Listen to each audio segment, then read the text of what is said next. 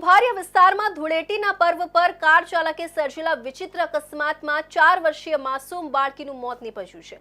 રસ્તા પર ટર્ન લેતી સમયે કાર ચાલકે પોતાની કાર બેફિકરાઈથી ચલાવી સુડા સહકાર રેસિડેન્સીના ગેટ સાથે અથડાવતા નજીકમાં રમી રહેલી વોચમેનની 4 વર્ષીય બાળકી પર પડ્યો હતો। ત્યારબાદ કાર ચાલકે ગેટ પરથી કાર ફેરવી દેતા રણજીતા નામની માસૂમ બાળકીનું ઘટના સ્થળ પર જ મોત નીપજ્યું હતું।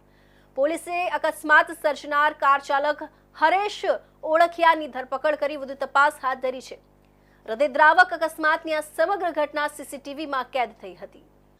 14 માર્ચે ધૂળેટીના દિવસે પૂણા કુંભારિયામાં આવેલી સુડા સહકારી રેસિડેન્સીમાં વોચમેન તરીકે નોકરી કરતા ક્રિશા જોગી વિશ્વકર્માની 4 વર્ષીય બાળકી રણજીતા સોસાયટીના ગેટ નજીક રમી રહી હતી। આ સમયે જ સોસાયટીમાં રહેતા અને હીરા ઉદ્યોગમાં મજૂરી કરતા હરેશભાઈ ઓળખિયા તેમના મિત્રની કાર લઈને ત્યાં આવી રહ્યા હતા। તેઓ પોતાની i20 કાર સોસાયટીના મુખ્ય ગેટમાંથી અંદર લઈ જઈ રહ્યા હતા। ત્યારે બેફિકરાઈથી કાર ચલાવી સોસાયટીના લોખંડના દરવાજા સાથે અથડાવતા દરવાજો રણજીતા પર પડ્યો હતો। ત્યારબાદ હરેશભાઈએ પોતાની કાર દરવાજા માથેથી ફેરવી દીધી હતી।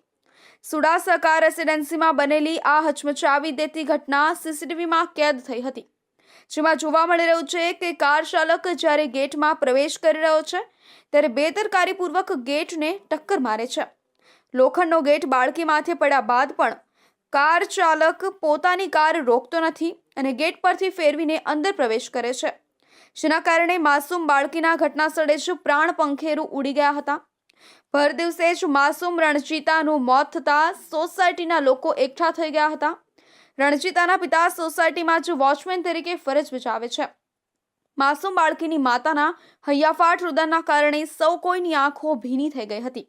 સ્થાનિક લોકોને જાણ થતાં તરત જ પોલીસે ઘટનાસ્થળે પહોંચી કાર ચાલક હરેશભાઈ ઓળખિયાની ધરપકડ કરી લીધી છે। હાલ અપરાધ મનુષ્યવધની કલમ સાથે તેની કાર જપ્ત કરવામાં આવી છે અને વધુ તપાસ હાથ